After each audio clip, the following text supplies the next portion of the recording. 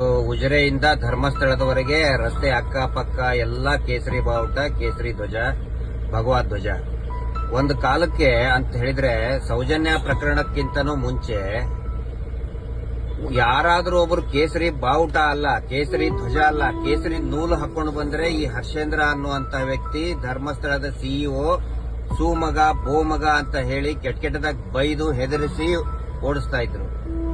ಒಬ್ರು ಕೂಡ ಕೇಸರಿ ಏನೋ ಕುತ್ತಿಗೆ ಅಲ್ಲ, ಕೈಗೆ ಮಣಿಕಟ್ಟಿಗೆ ಕೇಸರಿ ಒಂದು ನೂಲು ಕೂಡ ಹಾಕೊಂಡು ಬರಬಾರ್ದಾಗಿತ್ತು. ಏನೇ ಇದ್ರೂ ಕೂಡ ಶ್ವೇತವರ್ಣದ್ದೇ ಹಾಕೊಂಡು ಬರಬೇಕಿತ್ತು. ಕೇಸರಿ ಅಂತ ಹೇಳಿದ್ರೆ ಬೈದು ಕಳಿಸ್ತಾ ಇದ್ರು. ಇವತ್ತು ಇಡೀ ರಸ್ತೆ ತುಂಬಾ, ಯಾಕಂತ ಹೇಳಿದ್ರೆ ಅವ್ರ ಬುಡಕ್ ಬಂದಿದೆಯಲ್ಲ, ಈಗ ಅವರ ಬುಡಕ್ಕೆ ಬಂದಿದೆ, ಸಿಕ್ ಹಾಕೋತೀನಿ ಅನ್ನುವಂತ ಭಯ ಕಾಡ್ತಾ ಇದೆ. ಹಿಂಗಾಗಿ ಹಿಂದೂ ಧರ್ಮವನ್ನ ಯಾವ ರೀತಿ ಉಪಯೋಗಿಸ್ಕೊಳ್ತಾ ಇದ್ದಾರೆ, ಹಿಂದೂ ಧರ್ಮದ ಭಗವದ್ ಧ್ವಜವನ್ನ ಯಾವ ರೀತಿ ಉಪಯೋಗಿಸ್ಕೊಳ್ತಾ ಇದ್ದಾರೆ. ಈಗ ನೋಡಿ, ಹಿಂದೆ ನೀವು ಎಲ್ಲರೂ ಕೂಡ ಕೇಸರಿ ಬಾವುಟ ಹಾಕೊಂಡು ಬರ್ತಾ ಇದ್ದಾರೆ. ಮುಂಚೆ ಕೇಸರಿ ಬಾವುಟ ಬಂದ್ರೆ ಕಿತ್ತು ಬಿಸಾಕ್ತಾ ಇದ್ರು, ಕೆಟ್ಟದಾಗ ಬೈತಾ ಇದ್ರು. ಈಗ ಸಿಕ್ಕಾಕೊಳ್ತೀನಿ ಅನ್ನುವಂತ ಭಯ, ಜೈಲಿಗೆ ಹೋಗ್ತೀನಿ ಅನ್ನುವ ಭಯದಿಂದ ಹಿಂದೂ ಧರ್ಮದ ಪವಿತ್ರ ಕೇಸರಿ ಬಾವುಟವನ್ನ ಈ ರೀತಿ ದುರುಪಯೋಗ ಪಡಿಸ್ಕೊಳ್ತಾ ಇದ್ದಾರೆ.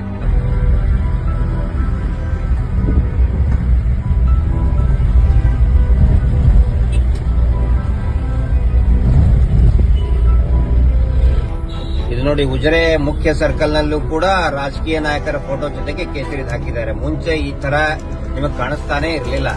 ಇದು ಸೌಜನ್ಯಾಳ ಶಕ್ತಿ. ಅಣ್ಣಪ್ಪ ಸ್ವಾಮಿ, ಮಂಜುನಾಥ ಸ್ವಾಮಿಯ ಮಹಿಮೆ ಅಂದ್ರೆ ಇದೆ.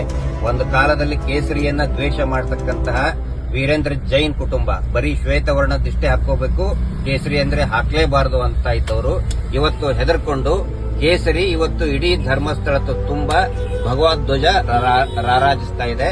ಅದಕ್ಕೆ ಮಹೇಶ್ ಶೆಟ್ಟಿ ತಿಮರೋಡಿ ಅವರ ಒಂದು ಹೋರಾಟ.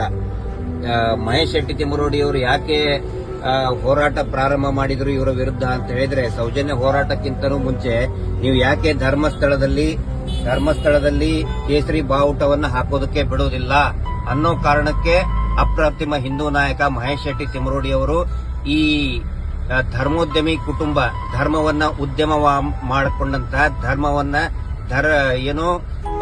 ತಮ್ಮ ಸ್ವಾರ್ಥಕ್ಕೋಸ್ಕರ ಬಳಸಿಕೊಂಡಂತಹವ್ರ ವಿರುದ್ಧ ಮಹೇಶ್ ಶೆಟ್ಟಿ ತಿಮರೋಡಿ ಅವರು ಸಿಡಿದೆದ್ದಿದ್ರು. ಇವತ್ತು ನೋಡಿ, ಇದೇ ನಮ್ಮ ಸೌಜನ್ಯಾಳ ಹೋರಾಟದಿಂದ ಇಡೀ ಉಜಿರೆ ಮತ್ತು ಧರ್ಮಸ್ಥಳ ಕೇಸರಿಮಯ ಆಗಿದೆ. ಇದು ಸೌಜನ್ಯಾಳ ಶಕ್ತಿ. Justice for Soujanya.